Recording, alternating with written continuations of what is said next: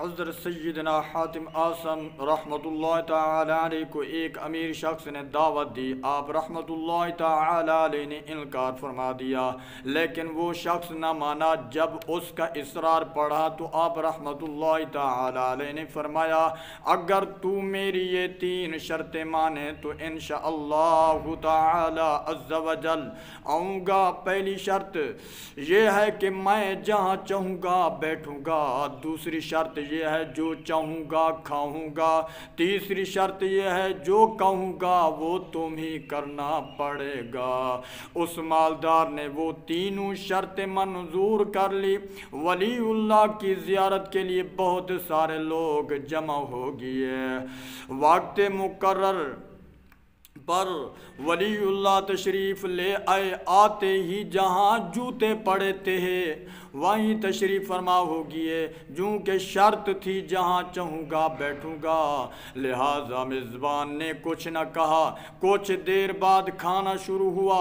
لوگوں نے مرغ مسلم پر ہاتھ صاف کرنے شروع کر دیے لیکن ولی اللہ رحمت اللہ تعالی علیہ نے اپنی جھولی میں ہاتھ ڈال کر سکی روٹی کا ٹکڑا نکالا اور تناول فرمانے لگے. جب طعام کا سلسلہ ختم ہوا تو آپ رحمت اللہ تعالی علیہ نے میزبان سے فرمایا انگیٹھی یعنی چولہا لے آؤ. اس چولہے پر توا رکھو. حکم کی تعمیل ہوئی. جب آگ کی تپش سے توا سرخ انگارہ بن گیا تو آپ رحمت اللہ تعالی علیہ نے ننگے پاؤں اس توے پر کھڑے ہو گئے. لوگوں کی آنکھیں حیرت کے مارے پھٹکی پھٹکی رہ گئی. اب آپ رحمت اللہ تعالی علیہ نے فرمایا میں نے آج کے کھانے میں سکی روٹی کھائی ہے. یہ فرما کر توے سے نیچے اتر آئے اور حاضرین سے فرمایا اب آپ حضرات اس توے پر کھڑے ہو کر جو کچھ کھایا ہے اس کا باری باری حساب دے. لوگوں کی چیخیں نکل گئی. زبان بول اٹھے یا سیدی یا سیدی. آپ رحمت اللہ تعالی علیہ تو ولی اللہ ہیں اور یہ آپ رحمت اللہ تعالی علیہ کی کرامت ہے. کہاں یہ گرم گرم توا اور کہاں ہمارے نازک قدم. ہم تو گنہگار دنیا دار لوگ ہیں.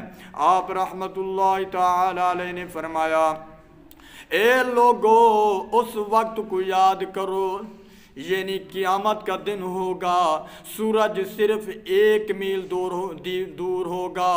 آج سورج ہم سے کروڑوں میل دور ہے. اس وقت سورج کا پچھلا رخ ہماری طرف ہے جبکہ اس وقت اس کا اگلا رخ ہماری جانب ہوگا.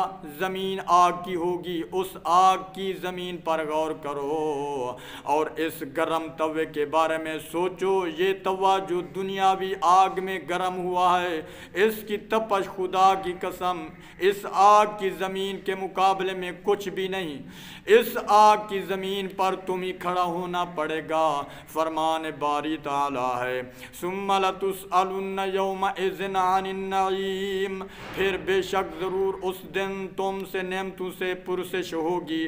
جب تم آج اس دنیاوی توے پر کھڑے ہو کر صرف ایک وقت کے کھانے کا حساب نہیں دے سکتے تو کل قیامت کا دن ہوگا تم میں کون سی کرامت پیدا ہو جائے گی کہ آگ کی زمین پر کھڑے ہو کر زندگی بھر کی نعمتوں کا حساب چکاؤ گے.